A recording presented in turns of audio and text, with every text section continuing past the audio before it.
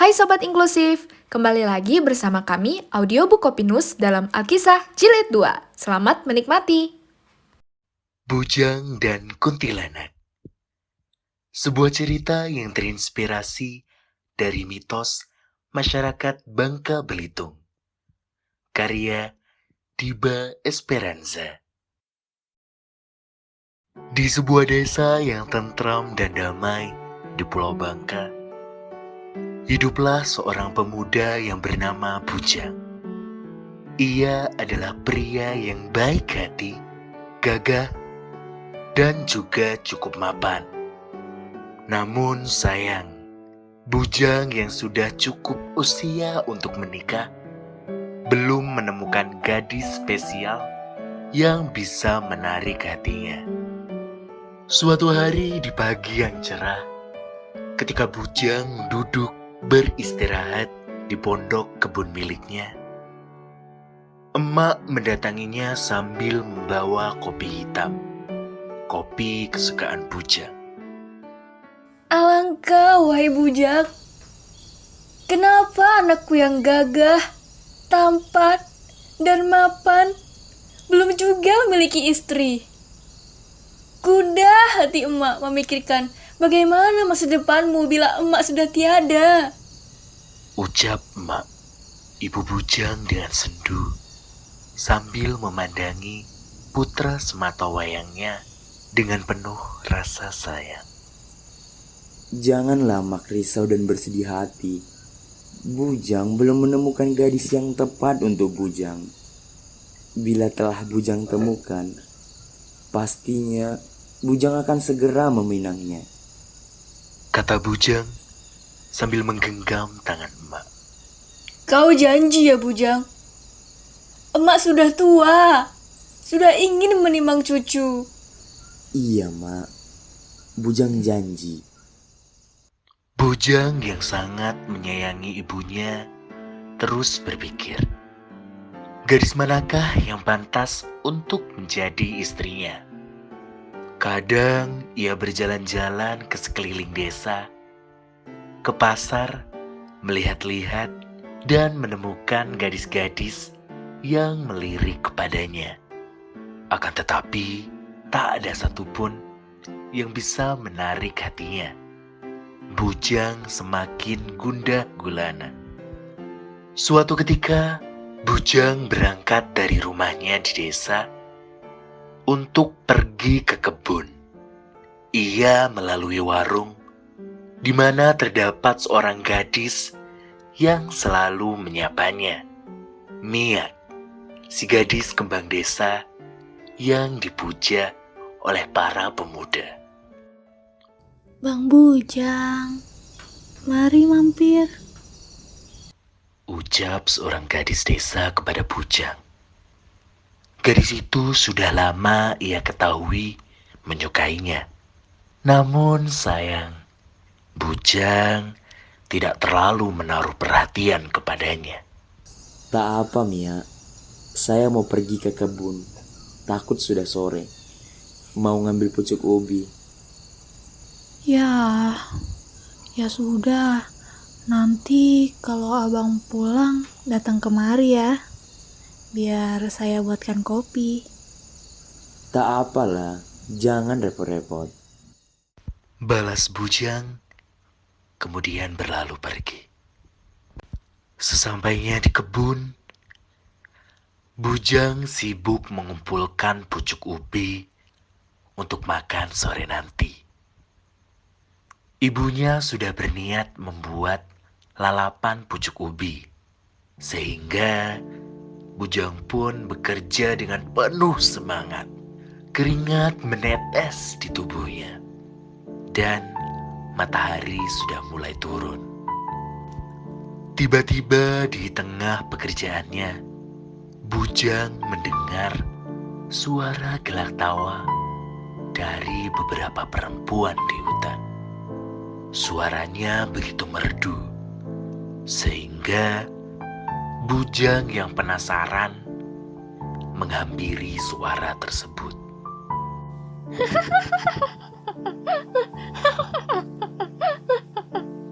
7 orang gadis cantik tampak bercandaria di tengah hutan. Bujang mengintip di sela-sela daun sambil memandangi mereka dengan kagum.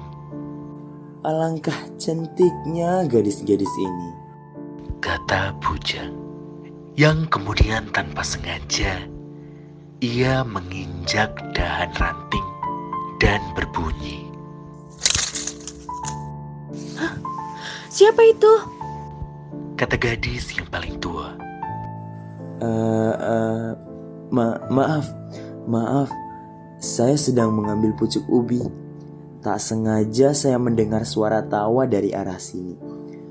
Kenapalah nona-nona ada di sini? Apa kalian tersesat? Tanya Bujang. Gadis-gadis itu berpandangan. Iya, kami tersesat. Begitukah? Apakah nona-nona mau menunggu di pondok saya? Jangan khawatir. Saya tidak berniat jahat. Hari sudah menjelang malam dan kalian berada di hutan. Jadi saya pikir berbahaya kalau kalian tetap di hutan.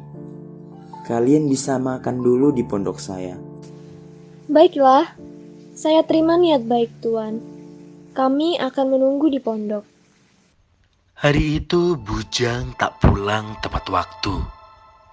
Ia memperhatikan gerak-gerik ketujuh gadis cantik di hadapannya. Mereka sangat aneh. Kenapa ada perempuan tertawa-tawa saat tersesat di hutan? Bujang meminta mereka memasak dan mengamati diam-diam. Kuku mereka panjang. Mereka cantik, akan tetapi berkulit pucat. Rambutnya hitam keriting, persis seperti ciri-ciri kuntilanak yang sering disebut-sebut di desa. Mana mungkin? Cantik begini, masa kuntilanak? Akan tetapi mereka tidak mengaduk dengan sendok. Ketika Bujang pura-pura tidak melihatnya, ekor mereka keluar dan mengaduk makanan yang mereka buat. Astaga, betapa sial dan beruntungnya aku. Terperangkap bersama para kuntilanak yang cantik jelita. Lantas aku harus bagaimana? Aku sangat menyukai si bungsu. Dia gadis tercantik yang pernah aku lihat. Karena tertarik pada si bungsu, Bujang berencana menjebaknya dan membawanya pulang. Ia pernah mendengar bahwa kuntilanak takut kukunya digunting. Bujang pun berniat menggunting diam-diam kuku mereka saat mereka terlelap tertidur. Hari sudah malam. Alangkah berbahayanya kalau kita berjalan di bawah langit yang gelap gulita begini. Bagaimana kalau nona-nona sekalian menginap semalam di sini? Nanti esok pagi akan saya antarkan ke desa. Gadis-gadis itu setuju dan tertidur di pondok Bujang. Ketika mereka semua terlelap, ia berusaha mengendap-endap untuk memotong kuku mereka. Teriak seorang gadis membuat mereka terbangun dan menyadari Bujang ingin memotong kuku mereka. Dengan sigap, Bujang menggulung tikar dan menangkap si bungsu. Keenam gadis lainnya berhasil meloloskan diri. Kenapa engkau menangkapku, Tuan? Si bungsu bersedih karena ditinggal saudari-saudarinya. Aku tertarik padamu. Aku ingin membawamu pulang. Tahukah Tuan bahwa saya ini kuntilanak? Iya, tapi saya menyukaimu. Bujang membawa si bungsu pulang dan memperkenalkannya kepada ibunya. Bujang, Bujang, kau tak apa-apa nak? Hampir emak memanggil Mang Duloh si kepala desa untuk mencarimu. Emak khawatir, Bujang. Sudah larut dan kau baru kembali, nak. Emak tenang, Bujang menemukan gadis ini. Tidakkah emak pikir dia cantik? Bujang ingin menikahi gadis ini, Mak. Dia tersesat di hutan dan keluarganya meninggalkannya, Mak.